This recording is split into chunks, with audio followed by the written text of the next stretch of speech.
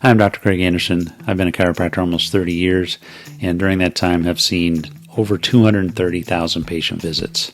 One of the most difficult things about being a chiropractor, being a doctor, is watching people who are exhausted at the end of their rope.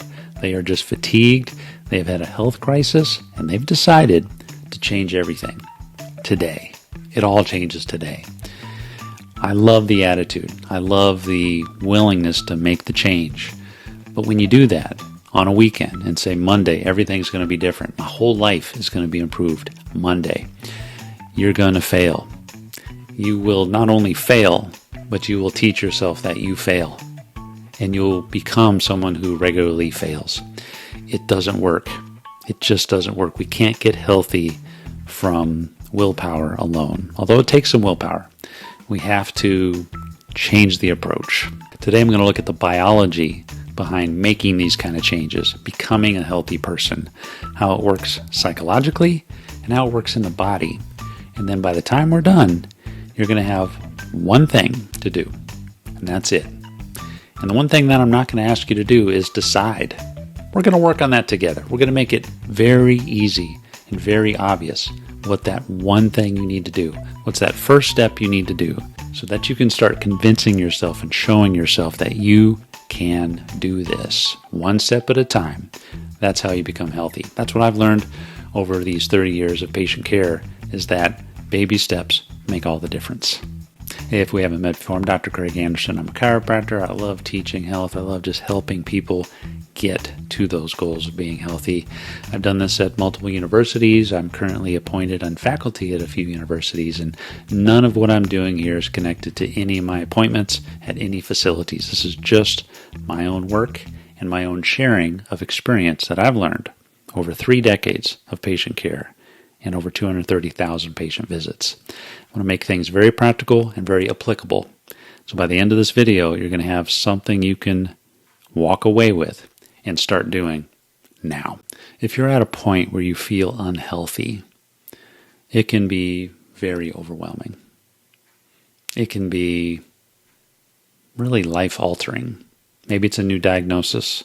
Maybe it's a realization that you're getting older and you're getting tired and you can't do what you used to do, but you want to make a change. So I want you to know firsthand, up front, before we get into the nuts and bolts, that you can make a change. If you're alive, if you can do anything, if you can move, if you're breathing, you can make improvement in your health. So let's just establish that. Nobody is too far gone. Nobody is hopeless. The promise I'll make to you in this video is that your health, regaining your health, takes very minimal effort. It's all about the steps and the hierarchy that you do and that you don't do too much. And we're going to go into that. I'm going to give you a framework that works really well with starting the journey back to becoming a healthy person. Most people are highly stressed.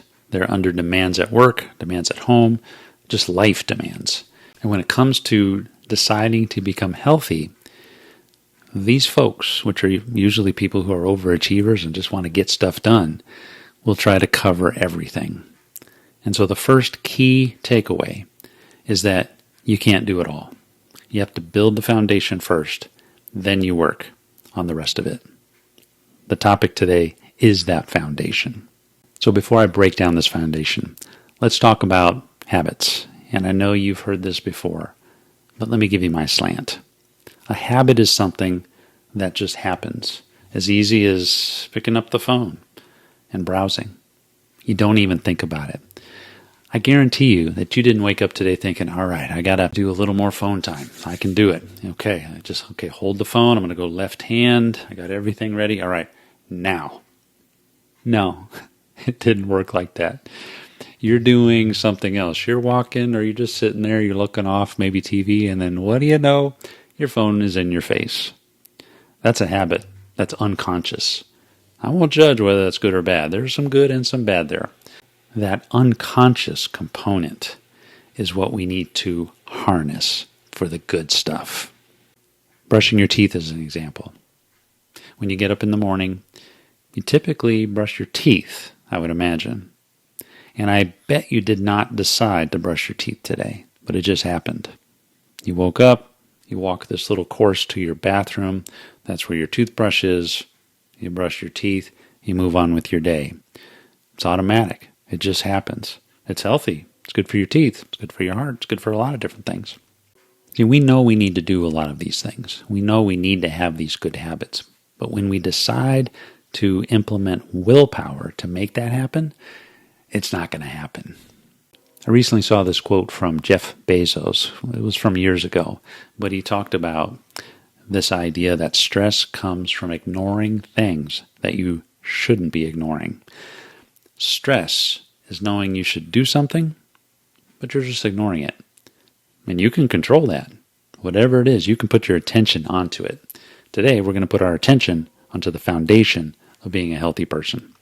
Let's get into the foundation of being healthy. We have 3 pillars that have to be in place for you to be healthy. Fuel, your intake, your food, what you do, you have to have that right. Movement, you have to move properly. Movement can include exercise, just using your body, activity, etc. And third, you need to rest. Those are the 3 things that I say are the foundation of health. Those 3 things. I don't want you to think about anything else regarding your health. Let's start here. This is the foundation. It is food, it is movement, and it is rest. All right, so food, the very first pillar in this foundation. Your body runs on calories. It needs energy. Just to sit here and, just me talking, I have to have calories. I have to have energy to fire cells, to fire neurons, to fire muscle cells to make my body work so that I can just do this presentation on this video. There are 3 sources of energy, as we know. I'm just going to recap these, and we're going to get into it and talk about implementation. But we have carbohydrates, proteins, and fats. If you look at these from a molecular way and see how much energy each of these has, you may not know that carbohydrates has 4 kilocalories of energy, protein has 4 kilocalories of energy per gram, and fats have 9 kilocalories of energy per gram. So fat has more than double the amount of storage capacity for energy. That's why our bodies use fat to store energy. It's the most efficient way to store energy, fat. Push it real tight, put it in the middle, and you're storing energy as efficient as you can. Now you need some fat, but you don't need a lot of fat. You don't have to have an extra 200,000 calories of stored fat on your body, but you need some. It is healthy to have fat on your body. You just don't need too much. So with each of these pillars, I'm going to give you an action step. This is going to be the next very easy thing to do if this pillar is your problem. Now, we're not making decisions. Don't think about it. Don't beat yourself up. Just log this away. If fuel is your problem, the one thing I want you to do is change when you eat carbohydrates. What this looks like is that in the morning when you wake up, you're not eating carbohydrates. You're saving that till lunchtime or after. Why? Well, at nighttime, your body has become adapted to burning fat. When you sleep, you're not eating. And hopefully you're sleeping a good 6, 7, 8 hours. During that time, your body has to shift gears from burning sugar to burning the stored fat. And when you wake up, you're in that mode of burning fat.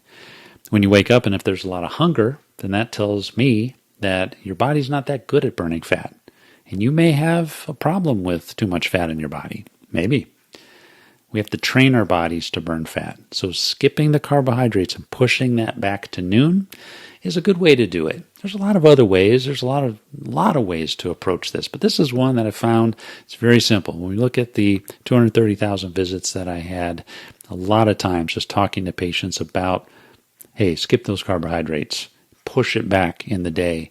You can start losing a few pounds of weight. And just slowly over months, you start noticing some difference. Then you can build onto that. It takes almost no effort to just skip the carbs. Now, if you're getting hungry and you're just starving, that's a little different problem. So I have another video on that. Please jump over there. There's a link in our description here and check the comment. You'll find a link to that as well. The next pillar is movement. So we have to have the fuel And then what do we do with the fuel? What do we do with the energy? Well, it turns into movement. Anything that is alive moves. Movement is almost the definition of life. When you look at a cell under a microscope, is it moving? If it is, it's alive. If it's not alive. Movement. This is what you will do if movement is your problem. And I'm going to talk to you about how to figure out which one is your problem, where we're going to start. Like I said, I don't want you deciding stuff. I want to just kind of walk through with me, and I'm going to talk you through that one thing you need to do to start becoming healthy. So if it is movement, then I'm going to suggest you do a plank every day, 30 seconds. That's it, a 30-second plank. Think about what a plank does. So you're on your hands and you're on your toes and you're laying out flat. That plank requires all your muscles to contract. Now the beauty is that you're not moving. You're not moving, so it's a very, very, very safe thing to do. You're not going to injure your back. You're not going to injure anything. It might be a little painful. A little pain's okay, but not too much. What you should do when you're doing a plank, you get down, get on your elbows, get on your toes, and you may feel a little shake. That is what you want. You want that shake. That means you're exercising those small muscles that support you. When you're doing a plank, you're tightening your abdomen. You're pressurizing your organs. You're exercising muscles that support you. You're exercising your legs. You're exercising your shoulder, your neck, your middle back, your lower back, your glutes. Almost your entire body has to contribute a little to do a plank. That's why I love it. I love it as a starting point. A plank, 30 seconds per day, is where we're going to start. This is a good time to talk a little bit about what is exercise. So if I'm able to raise my right arm like I'm doing and then put it back down, I'm able to do that as an exercise. So I can raise my right arm and then I can put it back down. 1, raise my right arm, put it back down. 2, I just did 2 reps of right arm raises. Now, let's say I never do that, and for 2 years I keep my arm by my side and I just leave it there. Well, guess what? You won't be able to raise your right arm. You'll have a frozen shoulder. Your body is made to become more stable, and if you never challenge that range of motion, you're going to lose that. You don't want to lose it. So exercise allows you to keep what you have. So you have to exercise what you have to keep it. For example, we exercise our right to vote. We vote and we get to keep that right to vote. Let's say no one ever voted. The whole country stopped voting. Well, I doubt we would be a country where we can vote. We would lose our right to vote because we are not exercising the right to vote. Same with your body. You lose that ability to reach if you don't exercise that ability to reach. This applies to the entire body, physically, even mentally. We'll talk about that more down the road sometime. The third pillar and the last pillar we're going to talk about today is rest. So let's put it in the context of our foundation. You got to have the energy, you got to have the energy to move, and you got to move to stay healthy, to encourage growth. And that requires cells to do stuff. Cells have to rebuild, they have to fix muscles, they have to kind of make you stronger. Well, when does that happen? That happens when you're at rest. It almost only happens when you're resting. About 75% of growth hormone is secreted while we are sleeping. Think about that. We have to sleep to repair. If you're not sleeping, you're not repairing. And so sleep and rest is a critical foundation to make things work. Most people get enough sleep to be minimally functional. What most people need is a little more sleep, maybe 20 to 40 minutes more sleep. That's what most people need. So the one action in the sleep department, in the sleep pillar, is to simply go to bed 20 minutes before you normally do. You may not feel like you're quite ready to go to bed, but just try to do that. Add 20 minutes and see how that does. Those are the 3 pillars of the foundation of becoming healthy. Now, which one is for you? You need to pick one and only one and start with that this week. So which one do you need to pick? Well, ask yourself a question around food. How did I eat yesterday? Do I feel like I could have done better? Did I get afternoon fatigue? Did I overdo maybe carbohydrates? Make a decision on how well you did and give yourself a rank, 0 to 10. 10's awesome, 0's terrible. Give yourself a number. 2. How well did you move yesterday? Were you a couch potato? Did you just sit there? Did you exercise? What was that like yesterday? 0 to 10. Give yourself a number. And then 3, rank your sleep. 0, terrible sleep in general. 10, I slept great. I was almost going to say I slept like a baby. Babies don't sleep that well. They sleep a lot. Well, that's another story. So what number do you have? 0 to 10 for each of those 3 categories. The one where you're lowest, closest to 0, that's the one you're going to start with this week. I don't care which one it is. Pick one of them. Pick the one you need the most effort in and just focus on that one thing this week. That's how habits get formed. Habits are formed by doing one very small thing regularly until it becomes automatic. Once you get this foundation stabilized and you have all 3 of these working, then you can move on to the next step. The next step is more of that cognitive processing, kind of organizing in a greater way your life. But the first step is to get this foundation in order. And it takes a little bit of discipline, just a little. And that's why we're just doing one thing, so that you can train yourself to be disciplined. That's why it doesn't matter what one thing you do. This is a training to build discipline. It's been said that if you don't discipline yourself, somebody else will. So if you don't handle your business now, in the future, somebody else will have to handle that for you. So let's start handling it.